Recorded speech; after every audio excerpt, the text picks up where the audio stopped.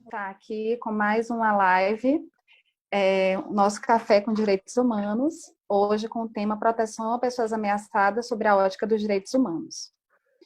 Bom, queria pedir a todos e todas que estão participando com a gente pelo Zoom, que fiquem atentos para desligar os microfones e que tanto quem está participando pelo Facebook ou pelo Zoom, que queiram fazer comentários após as apresentações, a gente fazer o debate, a discussão que a gente está construindo esse espaço de diálogo com o que a gente pode fazer no momento, que é esse espaço telepresenciado. Então, a gente está aqui construindo a possibilidade e a partir também do que as convidadas vão trazer hoje, do que vocês vão também poder contribuir com os questionamentos, as sugestões, dúvidas, para a gente engrandecer esse debate.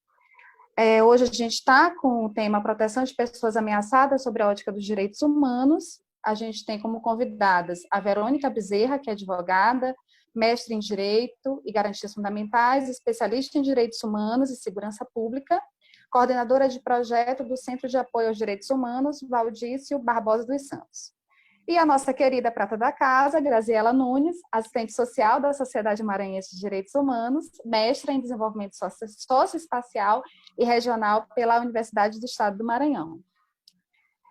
A live está sendo mediada por mim, no momento, e contando com várias contribuições de colaboradores da Sociedade Maranhense de Direitos Humanos.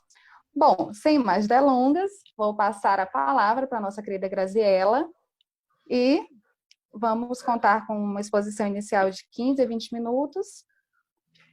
Boa tarde, Graziela. Boa tarde a todos e todas que estão aqui compartilhando com a gente essa tarde de café. Enquanto a gente não pode fazer aquele café real mesmo, né, que a gente gosta, nesse clima véspera de São João, a gente vai fazendo o nosso café virtual, que realmente é o que é possível nesse momento. Eu vou utilizar aqui uma apresentaçãozinha do PowerPoint, acho que já está liberado, né? Vou pedir aqui um pouquinho de paciência se tiver alguma dificuldade. Pronto, está aparecendo para vocês?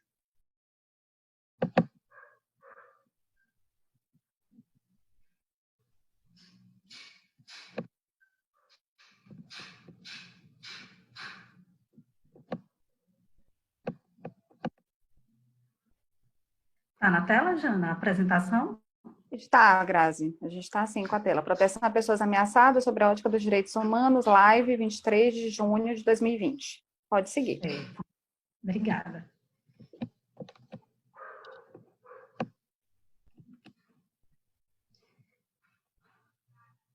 Então, eu vou tentar aqui, nesse momento, compartilhar um pouco de algumas pontuações, algumas reflexões de uma experiência que ela é individual, que é a minha experiência tanto no Provita quanto no Defensores, mas ela é, sobretudo, uma experiência coletiva, né? Tudo que a gente tem conseguido refletir, acumular ao longo desse período é também um processo coletivo, porque a capacitação e o debate têm sido realmente um esforço muito dedicado no processo de construção dessa política.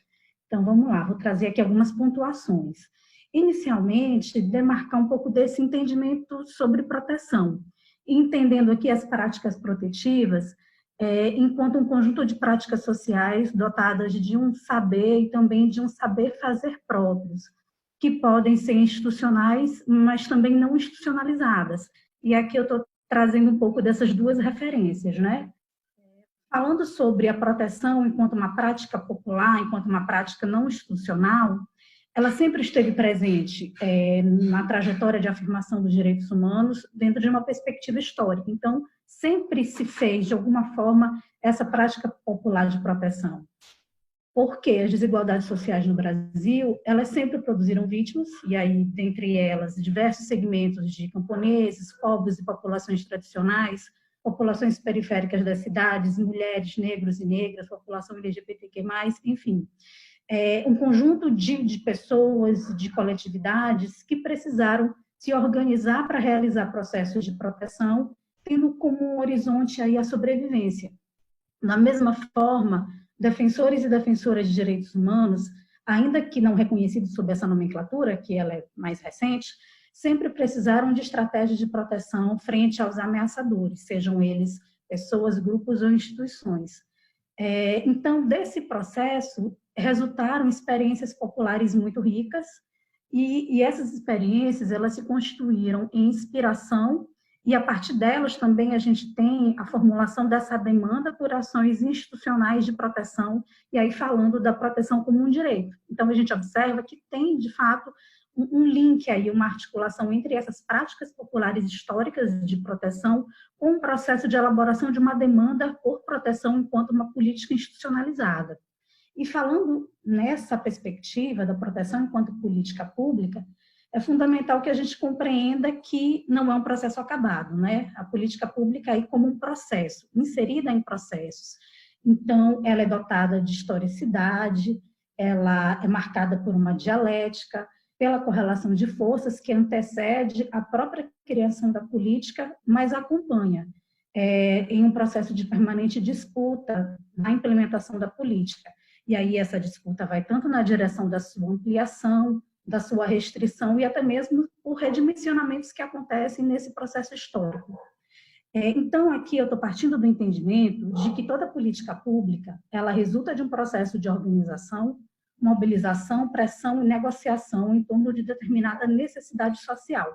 E essa necessidade ela vai ser reconhecida como direito, então ela entra na pauta pública e que vai ser atendido por meio de políticas públicas, cuja formatação será influenciada pela conjuntura política, seu processo tanto de criação quanto de implementação. E além desse processo dinâmico, a política pública, claro, também tem um caráter contraditório. Então, ao mesmo tempo que ela representa o atendimento a uma demanda social concreta, ela também é determinada pela exigência de controle social pelos poderes instituídos. Então, ela é, ao mesmo tempo, produto da rebeldia daqueles que insistem em existir, e aí existir com direitos, mas também é um instrumento historicamente utilizado para o disciplinamento de forças sociais. Daí é um processo permanente de tensionamento e de construção. E aí, quando a gente está falando especificamente da política pública de proteção, a gente identifica no processo histórico que ela é pautada publicamente por organizações de defesa dos direitos humanos, inicialmente voltadas a vítimas e testemunhas de situações de violência, lá em 1996, e aí ela é incorporada ao Programa Nacional de Direitos Humanos, quando é incorporada ao Programa Nacional de Direitos Humanos enquanto um compromisso, e ela é nacionalmente institucionalizada em 1999. Posteriormente, a gente tem a proteção a crianças e adolescentes ameaçados de mortes, em 2003, e a proteção a defensores de direitos humanos, a partir de 2004, que são incorporados por meio da criação de programas específicos. Aí a gente já está falando de um processo histórico de ampliação e de reconhecimento de outras pautas e de outros segmentos, dentro de uma política mais ampla de proteção a pessoas ameaçadas. Então, no processo histórico, a gente identifica, aí sim, uma dinâmica de ampliação, de aperfeiçoamento da política. E aí a gente não pode perder de vista que a configuração que a política pública de proteção a pessoas ameaçadas ela vai assumir no país e em cada estado tem a ver também com os contextos, né? O contexto sociopolítico que vai determinar limites e possibilidades para essas políticas.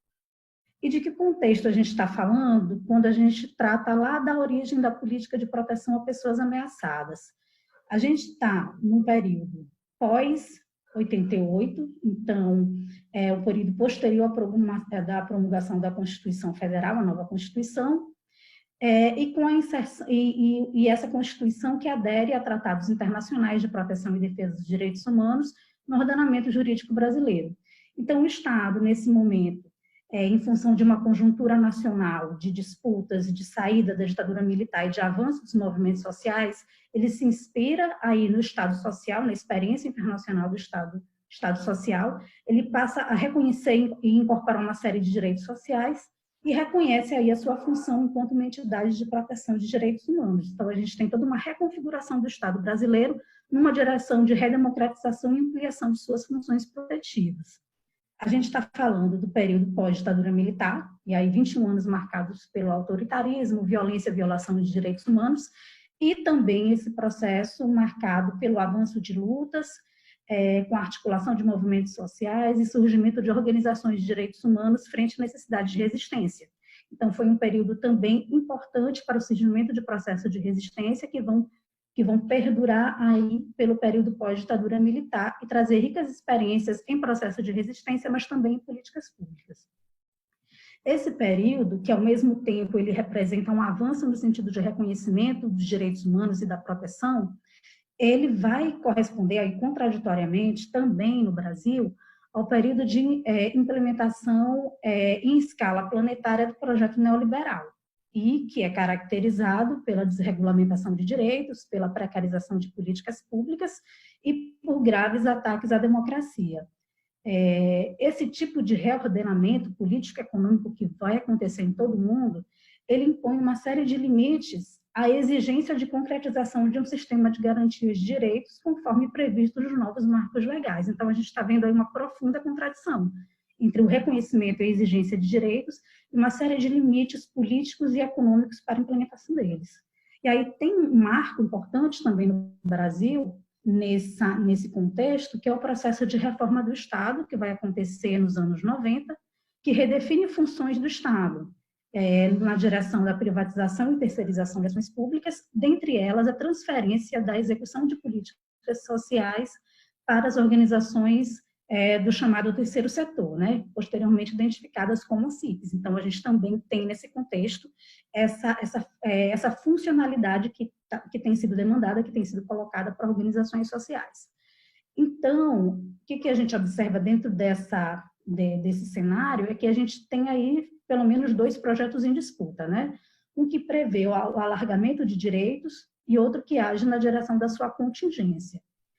E é nesse contexto que temos a política de proteção, então, pleno de contradições, mas também de possibilidades.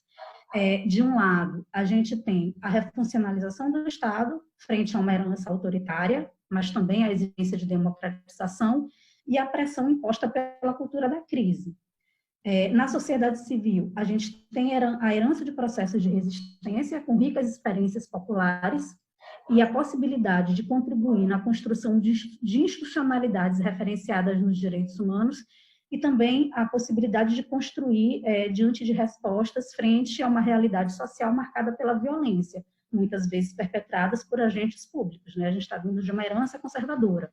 E tudo isso sem perder de vista ainda a existência de um papel atribuído ao chamado terceiro setor, em que organizações são convocadas a serem co-gestoras da crise. Então, a gente tem esse projeto aí em disputa, apontando aí contradições, dificuldades, mas também possibilidades postas nessas 2 direções. Então, frente a tais determinantes gerais, o caminho construído na política brasileira de proteção buscou lidar com essas contradições, insistindo na construção de uma institucionalidade. Isso quando a pressão política mundial que se estabelecia era pela desregulamentação. Então, a gente está falando aí de um processo de resistência e de afirmação, pautando uma proposta de política pública que, de forma inovadora, não representava a mera execução pela sociedade civil de um pacote pronto. Então, não era, embora a gente tivesse um cenário que apontasse para isso, mas o projeto que foi implementado, ele resistiu a isso.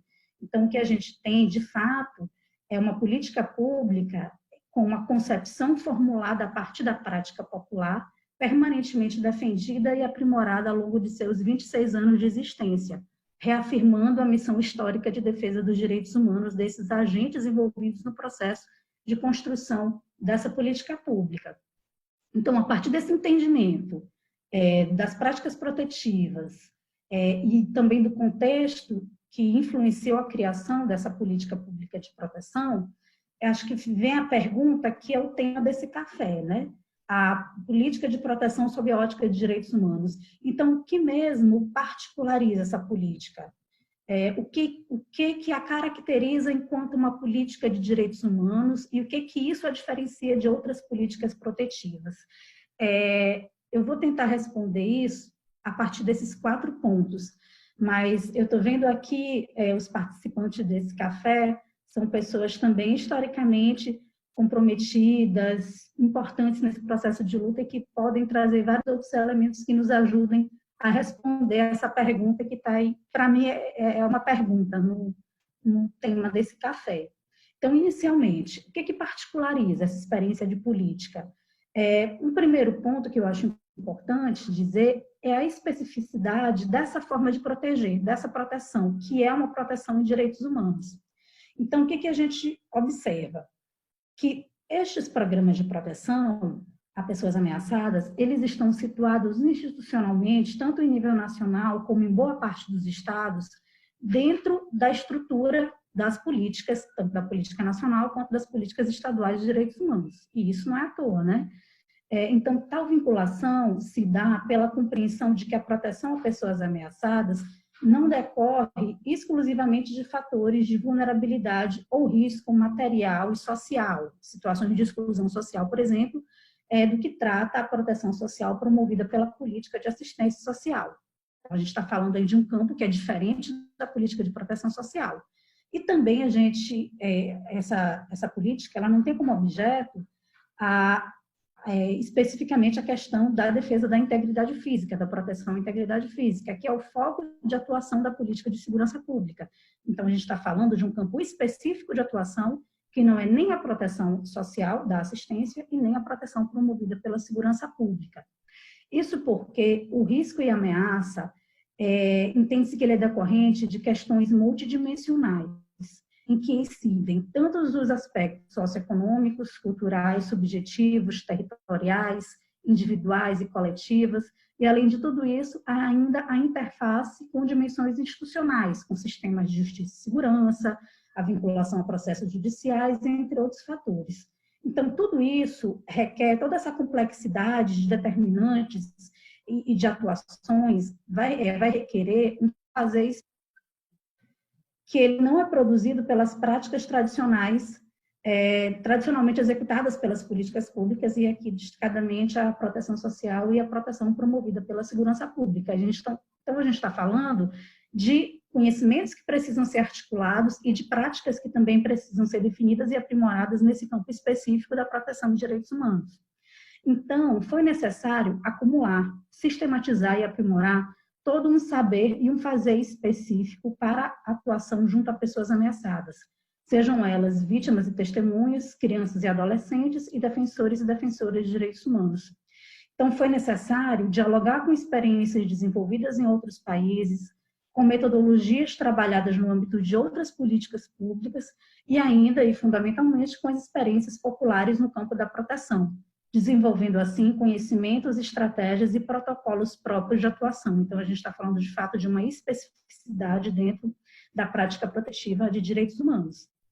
O outro ponto, que, a meu ver, caracteriza essa política enquanto uma política sob a ótica dos direitos humanos, é o pressuposto da proteção enquanto uma dimensão da realização de direitos humanos. Então, a gente está falando aqui da integralidade, né? Isto caracteriza também essa atuação. Embora a gente esteja tratando de proteção, a compreensão de proteção aqui é vista de forma integral e sistêmica. Então, ela decorre de processos de violação de direitos e requer medidas, além da proteção, também de defesa, promoção e muitas vezes de reparação.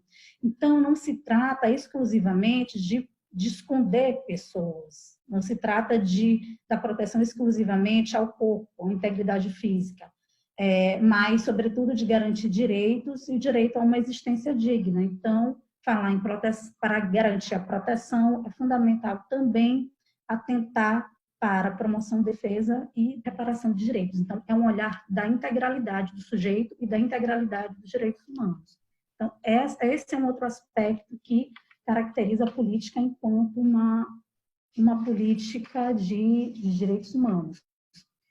E aqui, esse terceiro ponto, que também indica essa ótica dos direitos humanos, é a estratégia que tem sido utilizada dentro da política de proteção a pessoas ameaçadas, que é a estratégia de atuação em redes de direitos humanos. Então, esse também é um ponto importante que caracteriza essa forma específica que é do protetivo. Então, a gente tem a ação da sociedade civil organizada em torno da luta por direitos humanos, favorecendo a política de proteção, a possibilidade de desenvolver estratégias protetivas, criativas e inovadoras no campo institucional, que contam com a solidariedade de uma rede invisível, porém fundamental para a acolhida, apoio, reinserção, estabelecimento de vínculos afetivos e sociais e recomposição da subjetividade de pessoas submetidas a processos de violação e violência. Então, essa atuação em rede ela é fundamental para garantir uma prática que, de fato, acolha o sujeito em sua integralidade. Então, a garantia dessa estratégia ela é fundamental para a realização de uma prática protetiva com capacidade de ultrapassar algumas amarras que estão postas aí pelos limites burocráticos de uma política pública. Então, a atuação em rede, de fato, ela permite esse avanço em relação à atuação protetiva. E, por último, eu destacaria, e aqui esse ponto ele é central, que um aspecto que particulariza essa prática de proteção em direitos humanos é a própria concepção da prática protetiva enquanto uma prática educativa em direitos humanos. Então, é esse entendimento de que a educação ele é central em todo o processo protetivo. Então, essa é uma particularidade dessa política. A maneira como é feita a proteção, ela tem no sujeito em proteção, então as pessoas que estão incluídas na proteção, o protagonista, a protagonista do processo protetivo, que precisa, então, ser fortalecido em suas capacidades de fazer a transição da condição de despotenciado, de vítima, para a condição de sujeito de direito. E aqui, os agentes da proteção, assim como na relação entre educadores e educandos, ele não realiza o processo, ele não é o responsável pelo processo, ele apenas favorece as condições para que os sujeitos possam alcançá-los. Isso quer dizer que a concepção de proteção em direitos humanos, aqui adotada, ela passa pela corresponsabilidade. Então, ela conjuga proteção e autoproteção. E isso só pode acontecer na medida em que se constrói, na relação de proteção, convencimentos sobre princípios, práticas e cuidados que são fundamentais à preservação da vida. Então, proteção também é aprendizado, e fundamentalmente é aprendizado. Nesse sentido, assume-se a dimensão pedagógica como centro da prática protetiva. Isso quer dizer que atendimentos, traslados, acompanhamentos em audiências, oficinas, reuniões, encontros, comunicações, enfim, para além de procedimentos dotados de conteúdo técnico e de medidas de segurança rigorosos, eles são oportunidades de construção de aprendizagens e também de ressignificação de experiências. Então, em suma, essa concepção de proteção sobre a ótica dos direitos humanos, ela parte da compreensão de que toda prática social tem engajamento e produz conhecimento. Então, a gente está assumindo, portanto, uma posição ética, política e pedagógica vinculada à defesa de direitos humanos. Então, há sim engajamento e há sim direcionamento pedagógico e educativo, e esse direcionamento se dá em processos de educação em direitos humanos. Então, avançando aqui, para finalizar, só algumas pontuações sobre o momento atual, né? Se a gente entende que a política pública ela é um processo, o que o momento atual nos diz, nos aponta frente à historicidade dessa política, né? O que ele traz no sentido dos desafios e possibilidades? Primeiro, a gente está diante de um contexto de crise generalizada, né? No país, mas não só. Então, a gente vive um cenário bastante difícil de crise política, crise econômica, crise social e, além de tudo isso, uma crise de saúde pública, né? Uma crise sanitária mundial que aí afeta de forma generalizada todas as pessoas, instituições e políticas públicas e certamente também avança sobre a política de proteção. A gente tem nesse contexto também uma situação de intensificação da violência, então a gente teve recentemente a divulgação de dados que apontam que após 2 anos de redução no número de mortes violentas, a gente tem em 2020 um avanço nos índices de violência, sobretudo nos números de morte violenta. Então, a gente tem aí um processo de intensificação da violência que já pode ser medido através de números, junto de toda essa crise.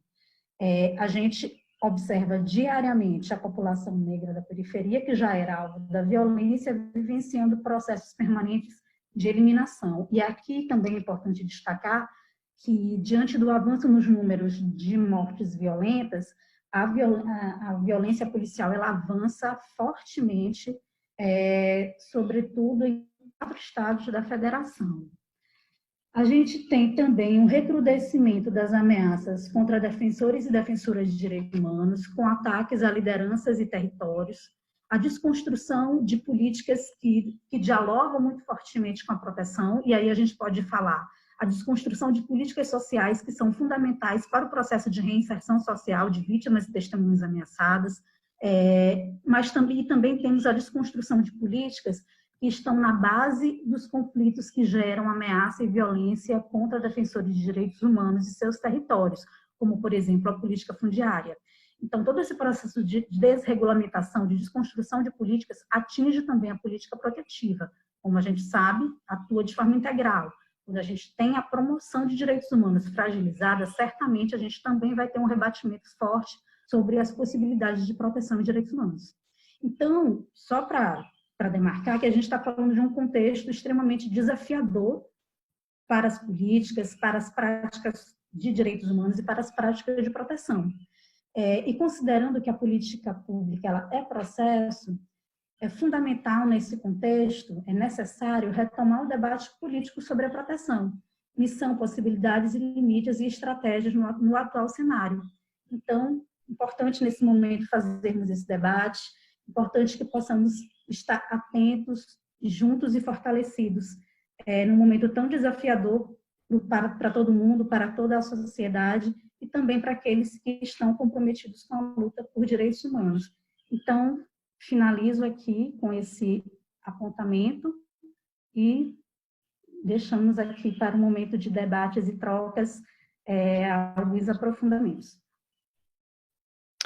Queria agradecer a Graziela e destacando a importância desse tema para a sociedade maranhense de direitos humanos, que nasce já com a perspectiva da proteção de pessoas ameaçadas. Desde 1979, apesar da política pública ser bem mais recente, a proteção de pessoas sempre esteve na pauta, esteve no surgimento da sociedade maranhense de direitos humanos. E colocar também a grande contribuição que o Movimento Nacional de Direitos Humanos teve nessa perspectiva, a sociedade maranhense dentro desse contexto, ajudando a criar a política pública no Maranhão, a partir do Programa de Proteção a Pessoas, a Vítimas e Testemunhas Ameaçadas, e também assumindo a tarefa de, como entidade gestora, estar em partilha na proteção de defensores e defensoras de direitos humanos.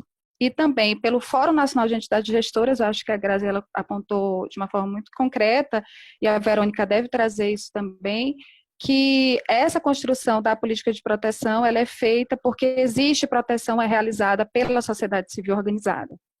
Então, sem mais delongas, gostaria de passar a palavra à queridíssima Verônica Bezerra, advogada, mestra em Direitos e Garantias Fundamentais, que constrói a política de proteção já há alguns anos. Vou deixar a ela colocar um pouco desse testemunho, dessa experiência, dessa construção na política. Verônica? Boa tarde a todas e a todos, a todas as ideologias de gênero desse Brasil que está nos ouvindo.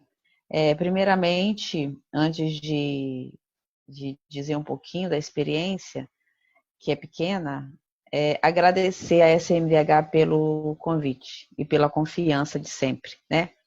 Agradecer a Jo especialmente, todos da SMDH são parceiros de longa data e para todo sempre, mas eu destaco a Jo, que sempre nos dá a oportunidade, né, ao CADH, o Centro de Apoio aos Direitos Humanos, que é a entidade que eu pertenço, e que faz a execução do programa aqui no Estado do Espírito Santo, já há muito tempo, né, desde 98, e sempre em parceria. Então, o CADH considera a SMDH uma entidade irmã, né? E juntos a gente vai caminhando aí na luta pelos direitos humanos, não só na proteção, mas também na formação, no posicionamento. Acho que isso é importante. Então, agradecer imensamente o convite. Falar da dificuldade de falar nesse momento, né? Eu abri uma exceção, porque eu estou de férias, depois de longos anos sem férias, o corpo pediu, o corpo gritou, e eu precisei tirar uns dias, e a equipe está tocando o trabalho, né, junto com a Gerência de Direitos Humanos do Estado do Espírito Santo, que tem um comprometimento muito grande junto com a entidade na execução da política pública. Então é difícil falar nesse tempo, mas quando a Jo me convidou, um convite da Jo eu não posso recusar. Então foi bom para poder dar uma balançada assim, tentar sair desse momento difícil que eu estou passando, né? Então vamos tentar falar um pouquinho aqui do que é proteger, né? Onde é que nasce essa ideia de proteger as pessoas e o que significa isso, né? O que significou ao longo da história da humanidade, mas o que significa isso num tempo de pandemia que a gente jamais podia imaginar. Jamais. Quando a gente pensou esse programa ainda no século passado, a gente não imaginou que eu fosse enfrentar uma pandemia em que impusesse tantos desafios. E num contexto, como bem disse a Grazi, aí eu não vou... Cortei um monte de coisa da minha fala aqui, porque ela copiou, né? Então eu não preciso falar. Mas o que significa proteger as pessoas, né? Não só vítimas e testemunhas, réus colaboradores, mas também defensores e crianças e adolescentes, num contexto de agudização de desigualdades, né? Então quando a gente passa um scanner, né, em quem são as pessoas, os dados, que para a gente não são só dados, são pessoas, tem nome, CPF, né? Os protegidos, a gente encontra profundas desigualdades e profundas momentos de estágio de pré-violação, né?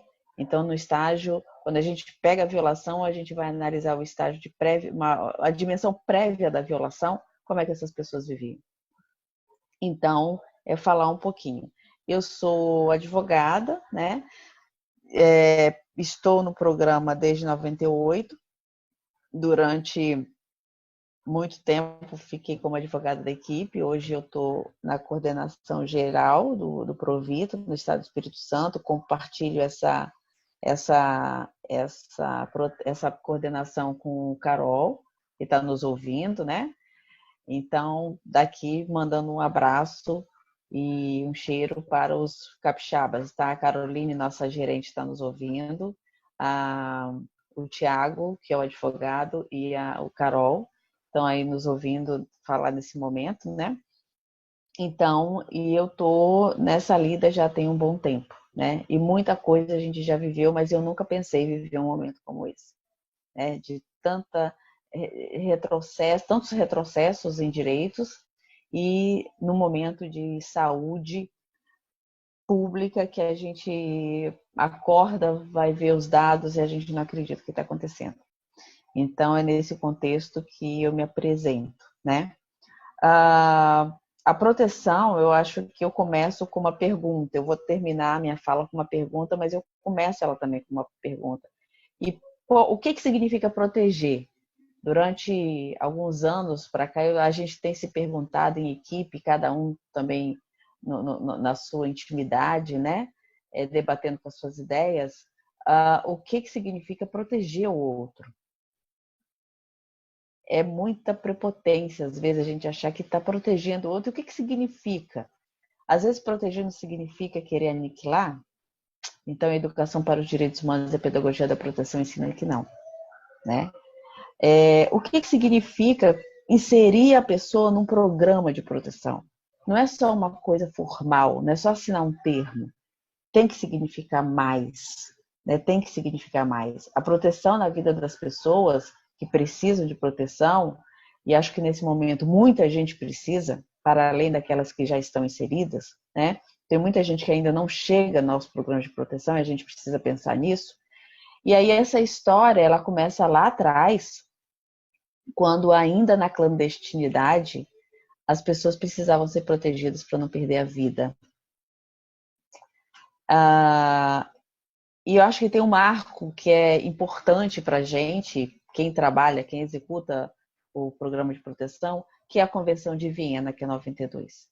Ela insere o dever de proteger, a necessidade de proteger nos ordenamentos jurídicos, né, de vários países, não só do Brasil, mas também no Brasil. Então, a Convenção de Viena é um marco normativo internacional que eu reporto como um dos mais importantes, e ele insere a necessidade e o dever de proteger para um país, e ele sim é avaliado, né? Tem gente que acha que ele não é avaliado por isso, mas qualquer país é avaliado como é que ele cuida das pessoas ameaçadas, né?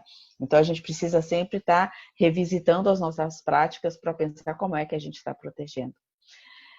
E essa pergunta norteadora, que é o que é proteger a pessoa, ela nos reporta um compromisso com os direitos humanos, que é uma proteção que tem a sua gênese na sociedade civil. A necessidade de proteger, principalmente o Provita, ele nasce dentro da sociedade civil. Ele é gestado, ele é cunhado, ele é lapidado na sociedade civil por essa necessidade. Então, as pessoas eram executadas, havia execução de testemunhas de vítimas, e foi necessário, em dado momento, a sociedade civil, inspirada na Convenção de Viena, inspirado nas experiências internacionais e olhando para a realidade do Brasil. Então, eu tenho uma limitação de recurso e eu tenho um território imenso, diferente do que é em Portugal, diferente do que é no Reino Unido, né, na Itália. Então, como é que eu protejo as pessoas nesse contexto?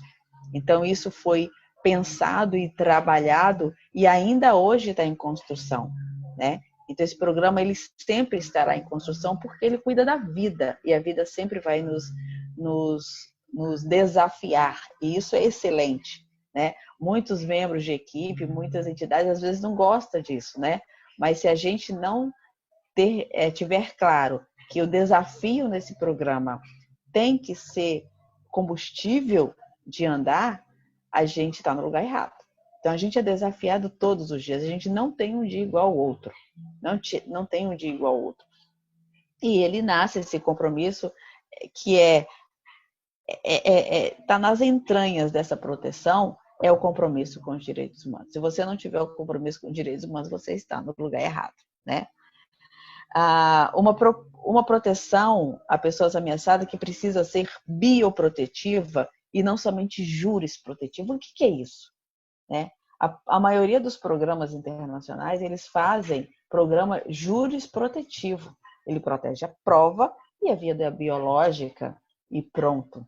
Mas uma proteção às pessoas ameaçadas, fincada nos princípios de direitos humanos, ela tem que ser bioprotetiva. Ela tem que olhar para a vida na sua totalidade. Ela tem que compreender que aquela família que chega para a proteção, seja Provita, PPCAM ou defensores, ela não é uma família de comercial de margarina perfeita, porque é gente. Não existe perfeição. Você não vai conseguir colocar ninguém em caixinha. E uma proteção que queira colocar as pessoas em caixinhas, ela está errada. Ela não é proteção. Ela é aniquilamento da pessoa. Então, ela precisa olhar para a pessoa no todo e em parte, né? Na sua particularidade, com as suas idiosincrasias, mas também no todo. Precisa compreender o todo. E aí são histórias que a gente tem inúmeras, né, para ilustrar que como é que chegam os desafios, como é que a forma de ser da pessoa, de atuar, de ser no mundo e de sobreviver. Tem pessoas que só chegaram a um determinado lugar porque elas tiveram muita carapaça dura para sobreviver e tiveram que criar alternativas, né? Que não está nos livros, que não está na lei, que não está no positivismo ou dogmática jurídica. As pessoas tiveram que se inventar para poder ficarem vivas. E o programa precisa compreender isso para continuar protegendo na sua forma bioprotetiva. é um programa que compreenda que a pessoa protegida, tanto na sua totalidade como na sua peculiaridade, ela vai ao todo tempo romper com paradigmas, ela precisa romper com paradigmas e precisa confrontar o programa. E isso só acontece com a quebra de norma. Então, não tem nada mais natural no programa de proteção do que a quebra de norma, né? Essa é uma coisa, é um assunto sensível também, porque quebrar norma parece que está errado. A gente só sobrevive, e aí eu estou falando qualquer um, seja qualquer classe social, se você quebra as normas. E aí a gente precisa saber o que é uma norma, né? Quanto uma norma, às vezes, me reduz enquanto pessoa. Uma proteção que não almeje colocar pessoas em caixas, como eu falei, mas que ela seja pensada num viés emancipatório e libertador. Eu preciso dialogar com Paulo Freire e com Boaventura de Souza Santos para poder trazer isso. O que é a pessoa chega no programa, a pessoa é inserida no programa, eu preciso compreender o que é isso, eu não posso aniquilar a pessoa, eu tenho que compreender ela no todo, eu não posso colocar em caixa, mas eu tenho sim que ali ser não fazer por ela, porque o protagonista da proteção não é o Estado, não é a sociedade civil, não é a entidade, não é o técnico, mas é sim a pessoa. A pessoa que é protagonista da sua vida e a pessoa que sofre, que toma sofre toda aquela carga de perda quando ela precisa ser submetida a um sistema que, querendo ou não, ele pode, se não for vigilante, cercear direitos. Então, ela precisa ser libertadora, ela precisa ser emancipatória. Ela precisa olhar para o outro enquanto sujeito de direitos, né? E não enquanto coisa. Então, essa é uma proteção a pessoas com base nos direitos humanos. Uma proteção que, para além da vida biológica, né, ela seja mais do que isso, ela seja capaz de proteger a vida social, a vida econômica, a vida política e a vida jurídica dessa pessoa. Então, não basta eu deixar ela viva, mas numa UTI com respiradores, só para dizer que ela está viva. Não, ela precisa pulsar, ela precisa sorrir, ela precisa ser feliz, ela precisa retomar o rumo da sua vida de uma forma diferente, de uma forma de autocuidado, né? Porque uma vez você ameaçado, aquilo ali vai estar fazendo parte da sua vida, você não consegue apagar, mas você trazer a pessoa e compreender um todo dela, que ali ela precisa ser respeitada, não só deixando respirando, né? Aí a gente puxa um pouco o conceito de Agamben, que traz a vida Zoe e Bios, mas assim, você precisa garantir essa vida social, política, jurídica e econômica dela e que ela tenha autonomia, que ela possa fazer suas próprias escolhas, até de desistir do programa, né? Então, até de desistir do programa. Uma proteção que esteja pousada no tripé principiológico da autonomia, da inviolabilidade e da dignidade da pessoa humana. Esse é o tripé da proteção à pessoa ameaçada, que eu chamo da proteção integral e que a gente tem que sempre estar vigilante. Todos os agentes de proteção por esse Brasil e pelo mundo, e a gente sabe, quando a gente se debruça nas experiências de outros países que têm o Estado na execução, esses princípios eles não são respeitados. Então, é mais uma responsabilidade da sociedade civil na sua atuação em rede, no seu respeito aos princípios de direitos humanos, que está na base do Estado Democrático de Direito, quando a gente vai verificar o artigo 2º e 4º da Constituição, mas a autonomia do sujeito, a inviolabilidade do sujeito e a dignidade do sujeito. Então, uma proteção em direitos humanos, uma proteção a pessoas ameaçadas, e volto a falar, a vítimas, a testemunhas, a réus colaboradores, a criança, adolescente e aos defensores de direitos humanos, ela não pode violar A pessoa tem que ser respeitada na sua autonomia. Ela tem que ser respeitada na sua inviolabilidade. Eu não posso violar, né? Eu não posso violar. E na dignidade. Eu tenho que respeitar essa base principiológica, esse tripé principiológico, porque se eu não estiver respeitando isso, eu passo do limite e chego até a violação de direitos. Então, esse é um desafio que a gente enfrenta todos os dias. Qualquer ação que os programas do Brasil, né, vá fazer, ele tem que fazer sob a luz e sob a ótica desse tripé principiológico. Qualquer ação, qualquer operação, qualquer intervenção, né, com o protegido, eu preciso olhar, e esses princípios? Se estiver violando, eu preciso rever. Então, um sistema de freios e contrapesos que o programa precisa ter, muito sofisticado, né? De olhar para cada um de um jeito. Você não, como eu falo sempre, não tem chapão. Não tem chapão de você, essa medida para todo mundo. Não. Eu preciso olhar para cada um como único e total. As pessoas chegam para o programa de proteção e durante esses anos essas equipes, né, têm visto muito e vai ver durante muito tempo, porque ainda hoje as pessoas são ameaçadas e principalmente, como a Grazi falou, nesse momento em que as violências elas se acirram, né, as desigualdades se agudizam, mais e mais as pessoas estão expostas.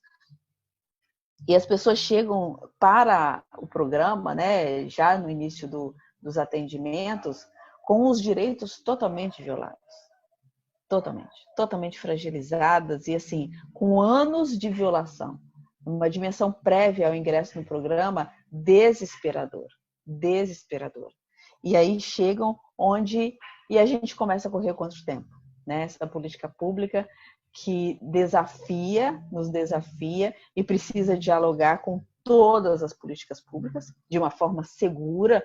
Então, você precisa garantir os direitos de uma forma segura, você tem que garantir direitos sem expor a pessoa, pensar isso. E, nesse momento em que a gente vive, como eu falei para vocês, que é sem precedentes, né? As equipes estão tendo que passar por aprender a fazer proteção em tempos de pandemia, porque você tem que proteger as equipes, é um serviço que não pode parar, é um serviço que não tem home office, né? Você precisa atender as pessoas, não tem vídeo, então são atendimentos presenciais que você tem que manter, então se equipara aos trabalhadores do sistema de justiça, segurança e da saúde e da assistência. Então, você precisa atender as pessoas de forma presencial. E aí, para além de proteger a vida, além de não deixá-las morrer pela mão dos seus algozes, você precisa também garantir a saúde numa dimensão a mais, né? Numa outra dimensão, que a saúde é o cuidado e a prevenção. Então, a gente está diante de um vírus que ele é destruidor, é devastador, ele tem levado entes queridos, ele tem desafiado a ciência, ele tem desafiado aos trabalhadores da saúde, né, de todas as suas matizes, e ele também trouxe desafio para a gente, né, porque eu preciso, como é que eu protejo e faço o protegido entender que ele precisa se proteger nesse viés também, nesse tempo de pandemia, né? E que, infelizmente, muitas pessoas não estão entendendo o que está acontecendo, né? Então, tem sido impostos, o CADH, por exemplo, teve que criar um protocolo, né? Um protocolo específico de cumprimento de várias medidas por base dos profissionais que trabalham nos programas, mas também para os protegidos, né? Para a gente poder se cuidar, aí é o autocuidado, é a corresponsabilização, que é um dos princípios dessa proteção também. Não é uma proteção bélica, que a proteção de direitos humanos propõe, mas é uma proteção com base nos direitos humanos e na corresponsabilização do protegido, né? Isso é importante.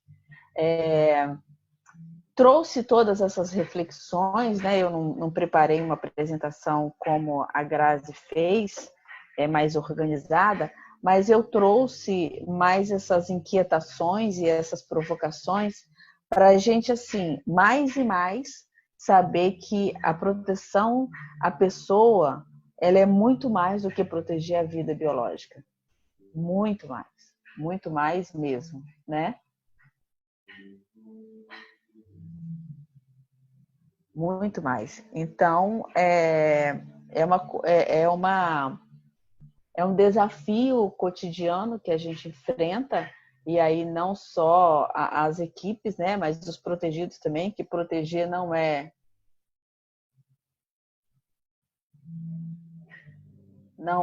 nada fácil. Então, trouxe essas inquietações para a gente repensar também, né? Sei que tem muita gente aí para a gente que executa o programa, que está na frente, né? No pelotão de frente dessa política, para a gente pensar como a gente tem feito essa proteção e o que a gente precisa mais e mais aprimorar enquanto política pública em construção, que já está há muito tempo e que vai continuar sempre em construção, né? Inicialmente era isso, eu estou disponível para responder as perguntas, caso tenha. Queria agradecer a Verônica e também colocar que quem porventura esteja tentando burlar a live, só o recado, não nos calarão de forma alguma e vamos respeitar o ambiente que é conduzido por 3 mulheres. Não é à toa que esse tipo de intervenção é feita porque nós somos 3 mulheres e não vamos nos afugentar com qualquer tipo de tentativa de turbo dessa natureza. Gente, queria agradecer aqui, registrar algumas presenças. A querida Verônica já colocou a importância aqui da presença de uma das pessoas que foi histórica aqui na construção da proteção de pessoas ameaçadas no Brasil, que é a Josiane Gamba. Acho que vou ver se ela se inscreveu para alguma fala, algum comentário. Gostaria também de registrar a presença do secretário adjunto de Direitos Humanos do Estado do Maranhão, da Secretaria de Direitos Humanos e Participação Popular, Jonathan Galvão. Alguns companheiros também do Fórum Nacional de Entidades Gestoras, que já foram citados por Verônica. E deixa eu verificar aqui, vamos ver se temos inscritos. Diana, acredito que a Joisiane. Diana, sim. Eu só queria registrar a presença também, né, da Caroline Cabreira, que é do Estado, que é gerente de proteção, né, do Estado do Espírito Santo, uma parceira de todas as horas, seja dia ou noite, ela está lá com a gente, então ela está assistindo e registrar a presença dela também, que é importante. Foi quem eu consegui ver aqui. Também o professor Joaquim Xeraíche estava aqui presente no debate. Enfim, vamos ver aqui. A gente teve uma intervenção aqui no bate-papo. A Josiane poderia participar presencialmente.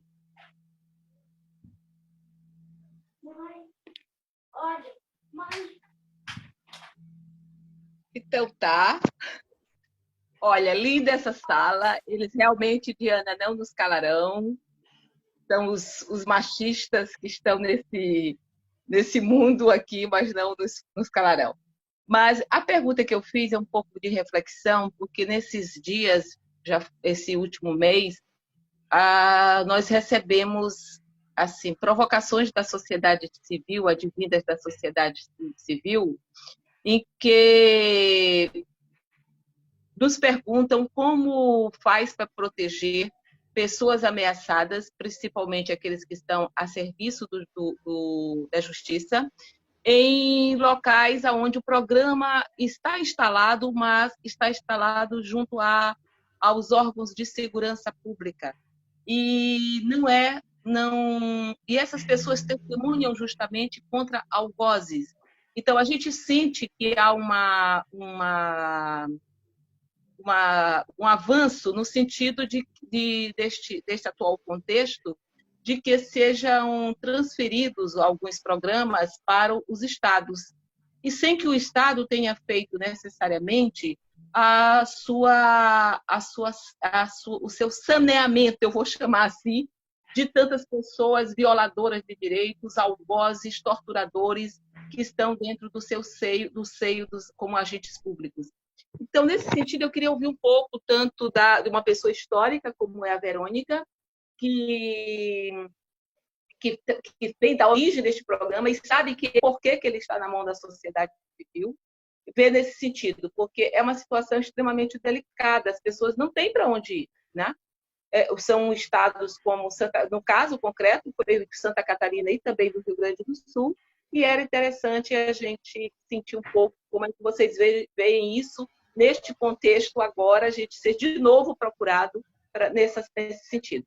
E com a Grazi, eu queria de novo assim, agradecer, sempre que ela coloca o que significa a pedagogia da proteção, e também enfatizado pela Verônica, nesse fazer diferenciado, que é uma marca dos direitos humanos, a marca de proteger vidas, resgatando essas pessoas que estão quebradas, despotencializadas, desestruturadas, né, maltratadas, na sua maioria das vezes, por agentes públicos, né, ameaçadas por agentes públicos.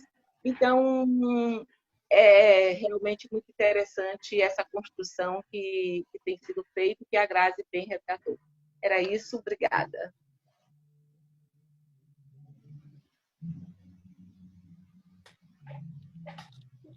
Bom, temos mais alguma inscrição, gente? Aproveitar o momento, acho que foi muito... Só o momento que tem um participante aqui também. Momentos de home office. Não. Temos mais alguma inscrição para o momento? O Jonathan Galvão está se inscrevendo. Vamos dar prosseguimento ao debate. Jonathan, a palavra é com você. Oi, gente. Boa tarde. Primeiro, parabenizar a SMDH pela iniciativa, né? Essa atividade que já é tradição, viu, Ju? Estou gostando aqui. Segundo, parabenizar as apresentações, a Verônica. Muito bom te rever, Verônica. Um abraço. A Graziela também. Terceiro, repudiar esse ataque, essa coisa aí que, infelizmente, tem ganhado pouco hoje em dia, né? Parece que, enquanto a gente tenta se reinventar para encontrar medidas de concretizar direitos humanos, né? Nesse período de pandemia e tudo mais, outras pessoas tentam se reinventar para jogar ódio e para causar vulnerabilizações, né, de direitos. Então, repudiando aqui esse lamentável ataque, né? Não falei meu nome, Jonathan Galvão, da SEDPOR, Governo do Estado do Maranhão.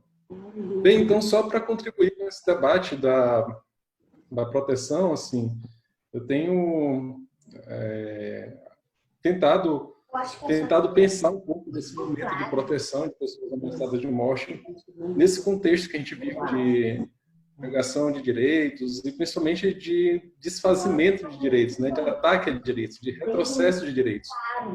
E quando a gente pensa em proteger pessoas, vítimas testemunhas, e a gente entende, como a Verônica disse, né, esse processo de negação de direitos, ele influencia na política pública, né? Porque essa vítima e testemunha ela vai ter que acessar uma política pública de saúde, de educação, de trabalho e renda, de habitação e tudo mais. E se a gente for para os defensores de direitos humanos, a gente já tem um outro viés, que é a própria militância de direitos humanos, ela está atrelada a esse momento que a gente vive, né? A gente tem uma quantidade imensa de militantes, né, defensores e defensoras de direitos humanos, que hoje passam por situações mais graves do que já passavam antes, né, do ponto de vista das ameaças. Então, o questionamento que fica é esse, né? Pensando na política pública de proteção, que é papel dos programas de proteção dentro desse contexto, né? E é claro que a gente não consegue diferenciar ou separar militância de atuação de política pública, né? Até porque se não fosse a militância, não teria política pública e vice-versa, né? Eu acho que uma coisa complementa a outra. Mas nós temos um contexto em que alguns conflitos que envolvem direitos humanos, eles lamentavelmente não têm uma perspectiva muito atual de resolução. Aí, trazendo aqui para o Maranhão, a gente tem uma realidade de conflitos no campo, assim, gravíssimo, né? E boa parte desses conflitos demandam, sim, alguma atuação federal, seja ele no reassentamento, que vai precisar de uma atuação de reforma agrária pelo INCRA, seja ele envolvendo reconhecimento e titulação de territórios indígenas e quilombolas. Então, se a gente não tem uma perspectiva do âmbito federal, até mesmo em algumas situações no âmbito do Estado, em razão de diversas questões, inclusive financeira, e algumas outras que podem ser entendidas até como questões políticas também.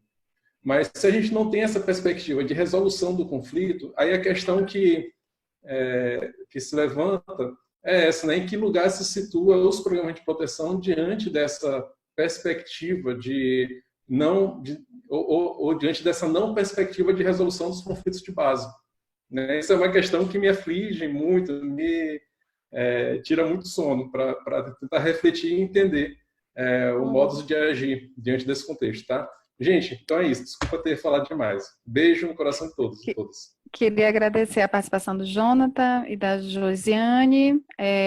Temos aqui uma participação no chat da Márcia Lima, congratulando pela atividade e, sem dúvida, os desafios do campo da proteção são muitos, mas a refletir sistemático que temos sido constantemente provocados tem feito e continuará fazendo a diferença nesse campo.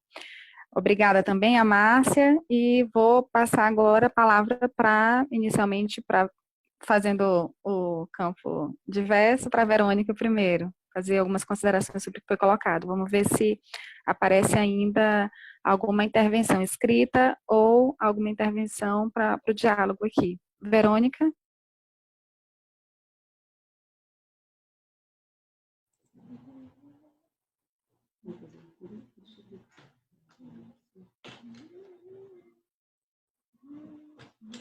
Está sem áudio. Verônica, acho que tem que ativar o microfone. Melhorou? Agora eu te escuto. Agora nós escutamos. Ok. Acho que porque que a sociedade civil fez uma opção refletida, né? Uma opção bem refletida nos anos 90, dentro de um contexto que era necessário assumir a execução desse programa. E tem suas contradições, que até hoje a gente precisa refletir, a gente não pode deixar de refletir nunca, né? Mas ainda continuamos na ponta da maioria, né, dos programas de proteção desse Brasil. Acho que alguns pontos ainda nos colocam nesse local, né? Lá atrás a gente fazia uma reflexão de que, olha, a gente vai executar por um tempo e depois o Estado assume. E o Estado nunca saiu desse lugar de violador. Então, hoje ainda a gente recebe nos programas de proteção pessoas que sofrem violações de direitos humanos, são assassinadas por agentes do Estado. E a primeira pergunta que elas fazem ainda é o seguinte: vocês são da polícia? Vocês são do Estado? Vocês são... Quem vocês são, né? E aí não é fácil falar. Não é fácil falar. Então, hoje ainda a gente escuta essa pergunta das pessoas. A outra questão é a questão da execução dessa política pública. A sociedade civil tem um papel porque ela entra com uma contrapartida que o Estado não tem, que é a rede de proteção, né? A rede de proteção, que é uma estratégia da sociedade civil, e ela forma uma rede em que você consegue garantir à pessoa que ela reconstrua a vida em outro lugar, né? Sem amarras. Sem amarras. Então, ela realmente, a sociedade, a gente só consegue falar em rede de proteção, de programas de proteção, sejam dos 3 programas, porque existe a sociedade civil. Porque se eu tiver só o Estado, eu vou ter ilha de proteção. E isso eu estou falando com base em algumas experiências que a gente já tentou. Então, eu estou falando do lugar da experiência de já ter monitorado os programas estatais e saber o que não funciona, né? E saber o que não funciona. E saber o valor também, né? Porque fica mais caro.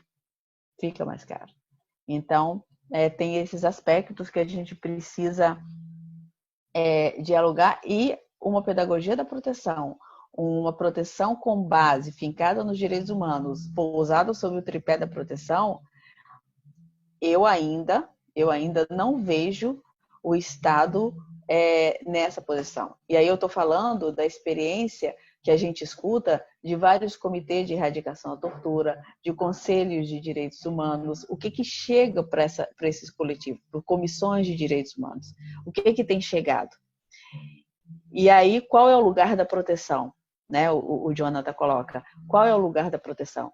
O lugar da proteção, o programa de proteção, e aí eu reafirmo o modelo Provita, que é executado pela sociedade civil, que garante não ilhas de proteção, mas redes de proteção, é o lugar de ser um mecanismo, um instrumento potente e disponível para a pessoa que dele precisa.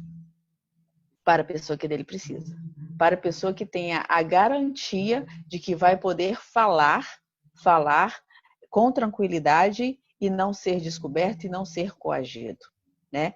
É a garantia que a pessoa vai reconstruir a sua vida, o filho vai para a escola, a pessoa vai retomar a sua atividade laboral ou outra, né? Vai estudar, vai galgar o caminho que ela quiser, a escolha que ela quiser, sem ser perseguida, né? Sem sofrer pressão. Por quê? Porque o compromisso de quem executa esse programa é um compromisso que não tem amarras. O nosso compromisso é com a vida. Quando a gente faz a opção ainda de estar na execução dessa política pública e lutando, né, e num momento tão difícil que a gente vive, é porque a gente acredita na política pública do jeito que ela é executada, e só um dado que a gente tem que bradar isso para os 4 ventos. Nós nunca perdemos ninguém. Nunca ninguém foi assassinado dentro desse programa. Em mais de 20 anos de execução, né? Então, o respeito absurdo e inegociável aos direitos humanos. A gente não vai negociar princípio. Né? Então, quem executa essa política pública tem isso claro. Como eu falei lá atrás, quem executa esse programa sem compromisso com os direitos humanos está no lugar errado. Você não está fazendo proteção com base em direitos humanos. Então, assim, por isso que eu ainda acredito, e o lugar da proteção é de ser um mecanismo potente, não só para o sistema de justiça e segurança, como é o caso do Provida, mas também para todo o movimento social, para aquela pessoa que lá no seu local, no seu rincão de atuação, ela defenda direitos humanos e ela sabe que pode contar com a proteção dos defensores. É aquela criança ou adolescente que no seu território sofreu uma ameaça e pode ter outra chance em outro território, né? É uma testemunha ou uma vítima que por ter contribuído com o processo ou inquérito, ela tem sofrido ameaça. E muitas vezes ameaças de agentes do Estado, né, que ainda é a nossa realidade. Então, por isso que eu ainda reafirmo isso. Eu acho que essa pergunta de qual é a melhor proteção, para mim, a melhor proteção é aquela que atua em rede, é aquela que não negocia com princípios de direitos humanos, que está na nossa gênese e faz parte do nosso DNA.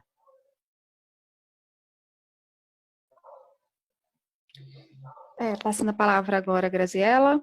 Graziela, por favor. Então, só reafirmando a questão trazida por Verônica, a respeito da proteção desenvolvida no âmbito da sociedade civil, para além de todos esses aspectos que marcam, de fato, uma política em que é possível proteger pessoas que denunciam práticas de agentes públicos violadores de direitos humanos. A gente está hoje e a gente já consegue identificar o avanço dessas práticas. Então, para além do Estado não ter resolvido historicamente essas questões que pautaram, que demandaram a presença dessas organizações no desenvolvimento dessa política e permitiram que vidas fossem protegidas de forma garantindo sigilo, garantindo respeito aos direitos humanos, a gente já começa a observar que práticas como essa têm sido aprofundadas no atual contexto. Então, a gente já tem denúncias que indicam aumento de situações de tortura, o aumento da prática da violência policial, do extermínio. A gente tem de grupos de milícia fortalecidos, inclusive pautando politicamente várias questões aí no país. Então, talvez esse seja o momento mais difícil para se falar em discutir uma atuação do programa, uma reorientação no sentido de uma atuação do Estado. Não que não caiba ao Estado a obrigação, mas esse cenário é muito difícil para a gente pensar numa transição segura, no sentido de garantir princípios fundamentais, sobretudo a proteção à vida dessas pessoas que se encontram nesses programas. Então, me parece que é talvez um momento mais difícil para falar, para pensar nessas possibilidades. Em relação ao essa questão que o Jonathan traz, sobre o papel da política, sim, embora estejamos falando de uma política de direitos humanos, a política que volta da proteção à vida, uma política que protege defensores e defensoras de direitos humanos também, mas a política pública tem um papel limitado, do ponto de vista político, inclusive, sobretudo do ponto de vista político. Então, quando a gente diz assim, os programas de proteção, eles têm uma dimensão institucional, de proteção realizada a partir de responsabilidades institucionais, mas a gente tem também práticas que são práticas da sociedade civil, da rede solidária, práticas de autoproteção. Quando a gente observa neste cenário que o caminho institucional é um caminho que tem sido muito complexo, que tem apresentado uma série de limitações, me parece que a questão é reconhecer, é conseguir identificar, compreender bem os pontos de limitação e de dificuldades, mas também encontrar caminhos, né? Também encontrar potencialidades. Por exemplo, quando a gente fala de proteção a defensores de direitos humanos, se a gente tem um caminho institucional da política fundiária em nível nacional restrito, que outros caminhos podem ser acessados, que outras possibilidades existem ainda no campo institucional, em outros níveis. Mas, para além disso, e aí falando do aspecto que é o não institucional, é fundamental fortalecer a capacidade desses sujeitos enquanto sujeitos de direitos, seja no Provita, mas também no Programa Defensores e Defensoras de Direitos Humanos, e seu protagonismo, porque a luta social ela vai caber a esses sujeitos políticos. E os programas de proteção, dentro da lógica da pedagogia da proteção, dentro da lógica da educação de direitos humanos, ela fortalece o protagonismo. Então, proteger a vida com direitos e proteger a vida a partir de processos de educação de direitos humanos também tende a fortalecer sujeitos políticos, tende a fortalecer processos de luta que tendem a incidir nessas questões mais amplas em que a política pública é limitada. Então, voltando ao Jonathan, eu acho que a gente precisa, sim, tentar encontrar possibilidades dentro do caminho institucional, das ações institucionais, tensionando, apontando as dificuldades, diagnosticando onde estamos entraves, mesmo entendendo que são questões, mesmo que sejam de natureza política e estrutural, mas, por outro lado, fortalecer as ações que são as ações de caráter solidário, de caráter popular, as de autoproteção e de educação em direitos humanos, que vai potencializar o protagonismo desses sujeitos políticos, que podem atuar coletivamente no enfrentamento dessas questões que estão trazendo aí essas séries de obstáculos para as causas estruturantes, né, das ameaças, para as causas estruturantes da violência que atingem tanto vítimas e testemunhas, mas também defensores e defensoras de direitos humanos.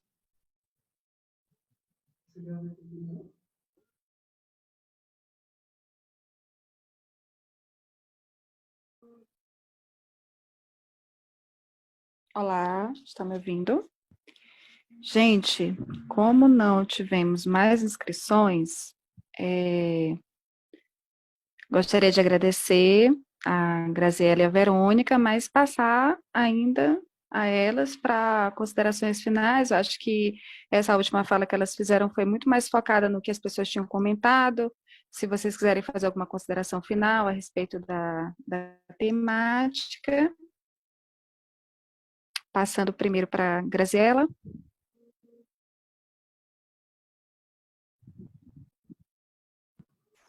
Então, eu queria encerrar agradecendo a oportunidade de diálogo, sempre necessário, sempre importante, agradecer as contribuições, as falas, esse momento de diálogo com a Verônica, é um reencontro, bom? E eu queria só fazer referência a essa intervenção aí que nós tivemos na nossa atividade, colocar que não é a primeira vez, assim, nas nossas atividades não. Eu já tinha escutado relatos de outras atividades, outras reuniões. Deu um stop na fala.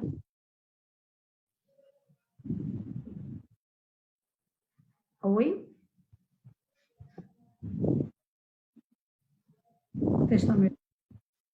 Vamos fazer o seguinte, vamos parar um pouquinho a transmissão da Graziela. Ah, tá normal? Então tudo bem, desculpa. Eu quero brincar.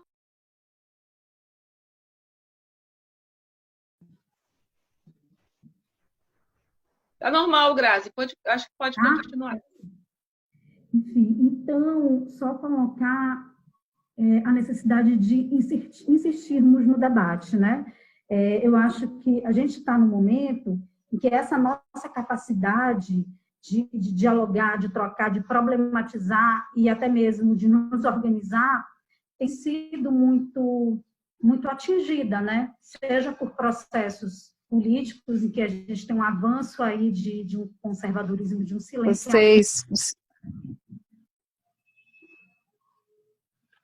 Oi, Jana.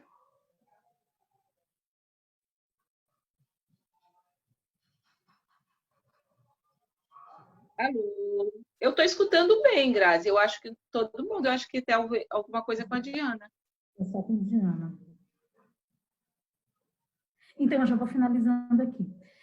Então, só reafirmando a importância deste momento, a importância de todos os esforços que nós temos feito para manter o diálogo neste momento, em que não só o cenário político, mas também esse cenário social, de saúde pública que nós estamos vivendo, ele dificulta o nosso encontro presencial, né? E isso interfere na nossa capacidade de articulação. Mas a gente está falando de isolamento, embora a gente fale isolamento social, a verdade é o isolamento ele é físico, né? Porque do ponto de vista social nós temos encontrado alternativas para nos manter em diálogo e que possamos fortalecer esses espaços e que possamos resistir, porque nesses 26 anos dessa política foi isso que permitiu que em momentos também muito difíceis que nós já vivemos, nós conseguíssemos manter a missão das entidades que estão à frente dessa política, a missão dessa própria política, que é proteger vidas. Que saibamos, que possamos mais uma vez resistir, e que essa política também, embora não tenha destacado tanto isso na minha fala, mas essa política avançou muito no processo de articulação política de instâncias. O FENEG tem um papel fundamental nesse processo. E aí que nós insistamos nesse diálogo, nesse processo de articulação política, que conseguimos já alguns enfrentamentos importantes e certamente vamos conseguir novamente juntos encontrar respostas que sejam respostas tão grandes quanto os desafios que nós enfrentamos. Então é isso, a gente tem esse pedido. Gente, perdão, foi a minha internet que estava me traindo nesse momento, mas passar para a Verônica para as considerações finais.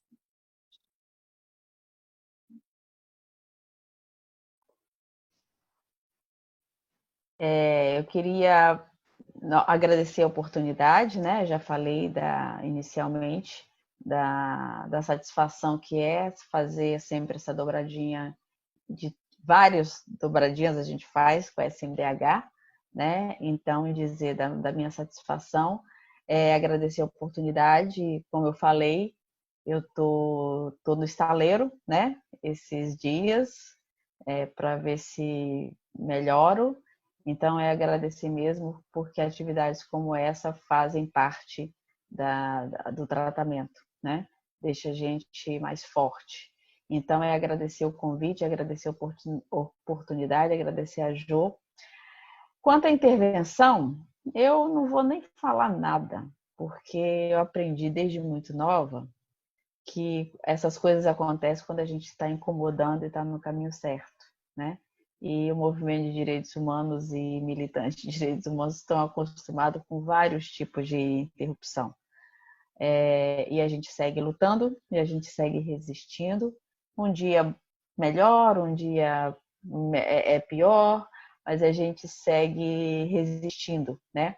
E eu também não tenho dúvida, Grazi, que é mais um momento que a gente vai passar, né? Eu acho que os programas de proteção executados pela sociedade civil, eles se permitem a ser questionados, né? Eles se permitem a ser auditáveis, né? Porque ele precisa ser, porque é um programa que é dinâmico, né? Lida com a vida, protege a vida em todas as suas dimensões, não só na dimensão biológica. Então, ele precisa ser questionado, e ele sempre foi questionado, e a gente não tem medo de questionamento. Então, e vamos vencer, né? E vamos vencer porque até hoje quem escolhe o lado certo sempre dorme tranquilo, né? Sempre dorme tranquilo. E eu não tenho dúvida que a gente escolheu o lado certo.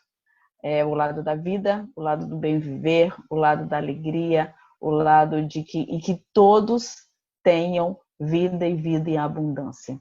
Então é por isso que a gente está aqui. Então é agradecer, deixar o meu abraço, né? O meu abraço agora que é virtual para todos e todas, e agradecer também a participação, as pessoas que estão por aí pelo mundo, pelo Brasil todo, assistindo a gente. E dizer que eu continuo disponível, né, para não só eu, e falo também em nome dos outros membros do CADH, da equipe também. Então a gente está à disposição para participar de debates como esse, de diálogos e conversas como essa, porque é assim que a gente vai se educando em direitos humanos, como dizia Paulo Freire, né? Ninguém educa o outro, ninguém se educa sozinho, a gente vai sendo educado no processo de ensinagem mediatizados pelo mundo, né? Então, estamos no mundo e é assim que a gente aprende os direitos humanos, é no cotidiano, é na dificuldade, é no dia a dia, é na lágrima, mas também, principalmente, são nos sorrisos, né? Então, boa tarde, boa noite a todos e obrigada. Beijo, Jô. Um beijo mais especial para você, viu? E muito obrigada pela oportunidade. Obrigada! Gente, queria agradecer muitíssimo, em nome da Sociedade Maranhense de Direitos Humanos, as pessoas que participaram do debate, em especial a Graziela e a Verônica, que se colocaram disponíveis para estar compartilhando com a gente tantas reflexões. Dou por encerrada a atividade. Um abraço muito grande a todos e todas.